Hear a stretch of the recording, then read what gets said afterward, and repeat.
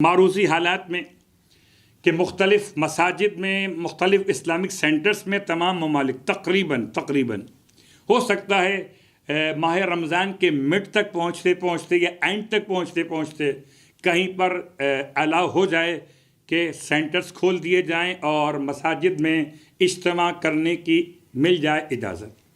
ابھی فی الوقت تو بڑا مشکل تقریباً تمام ممالک میں۔ اب آئیے اس تمام ماحول کو دیکھتے پہلا مسئلہ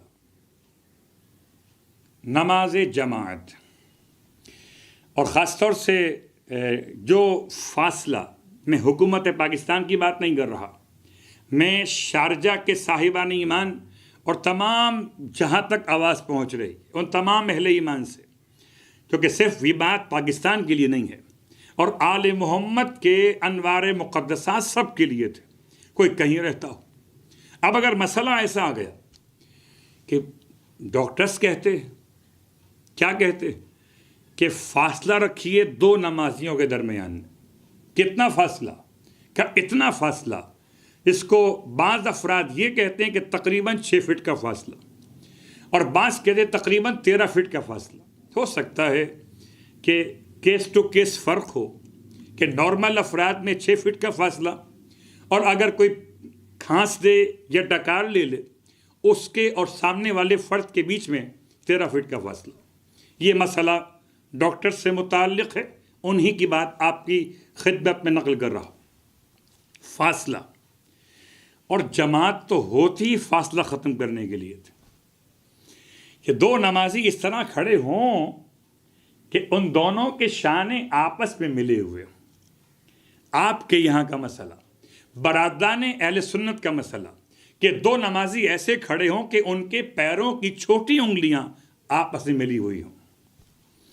اسی لیے ان کا وہ انداز کہ وہ اپنے دونوں پیروں کے درمیان گیپ بڑھا لیتے تھے کہ تاکہ ساتھ والے نمازی کے پاؤں سے اس والے نمازی کے پاؤں کی چھوٹی انگلی مل جائے۔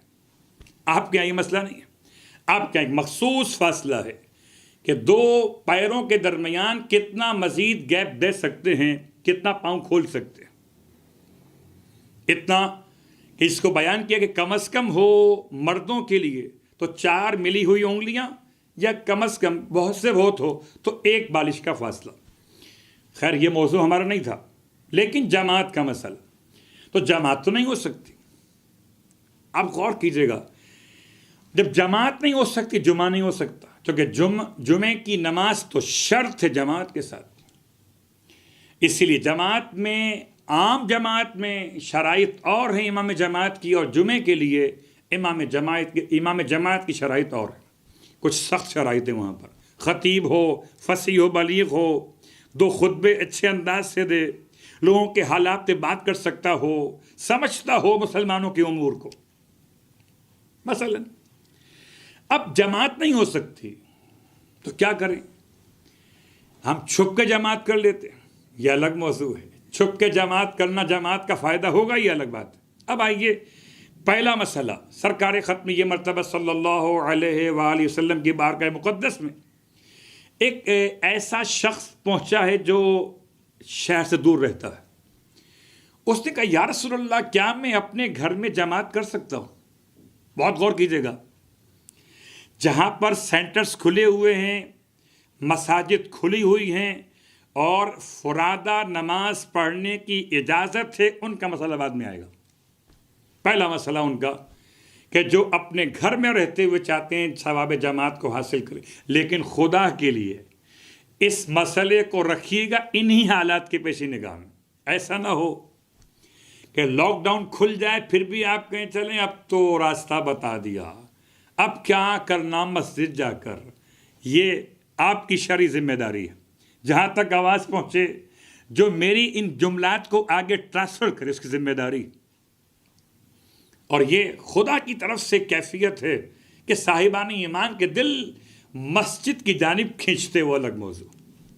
گھر میں رہتے ہوئے وہ سوال کر رہا ہے کہ میں مسجد میں نہیں آ سکتا، دور رہتا ہوں، کیا کروں؟ جماعت کا ثواب گھر میں لے سکتا ہوں کہ میں کھڑا ہو جاؤں آگے، میرے گھر والے، بیٹے بیٹیاں، میری زوجہ پیچھے کھڑے ہو جائے، میرے ملازمین کھڑے ہو جائے، گھر میں کام کرنے والیاں کھڑی ہو جائیں، عورتیں الگ مرد الگ، سب بناتے ہوئے، اور میں آگے نماز پڑھوں اور وہ تمام میری اقتدا کر لیں، جماعت ہو جائے گی؟ اللہ کے حبیب فرمایا جی ہاں جماعت ہو جائے گی۔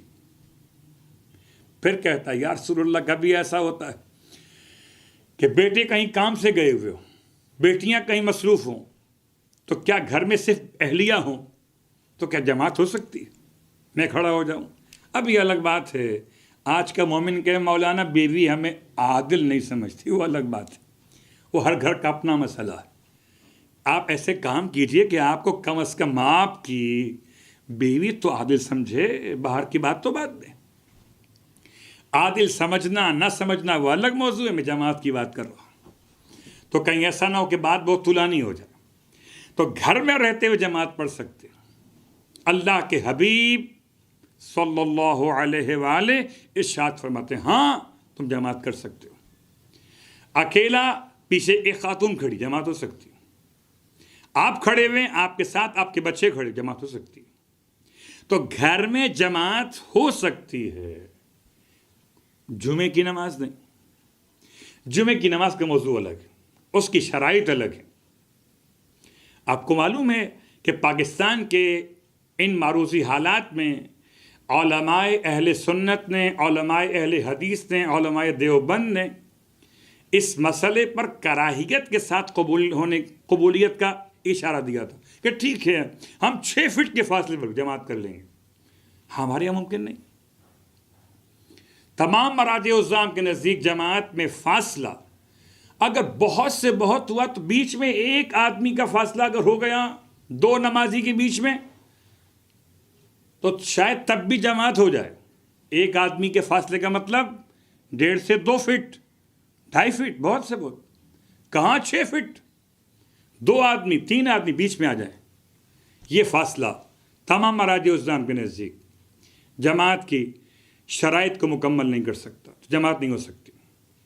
اور پھر بھی آپ اس مسئلے پر اپنے اپنے علاقے کے علماء سے رہنمائی لے سکتے ہیں۔ میں تو آپ کی خدمت میں ایک طالب علم ہونے کی حیثیت میں بیان کر رہا ہوں کہ جماعت کی شرط فاقد ہو گئی، جماعت نہیں ہو سکتی۔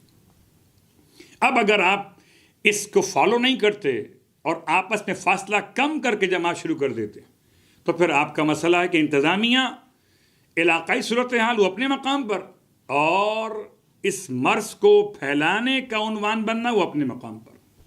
تو اپنے اپنے مراجع الزام کو فالو کیجئے، اس کے بعد اپنے نظام کو دیکھیے، مملکت کو دیکھیے، اور پھر اپنے مستحبات کو دیکھیے۔ جماعت واجب نہیں ہے قبلہ، جماعت مستحب ہے۔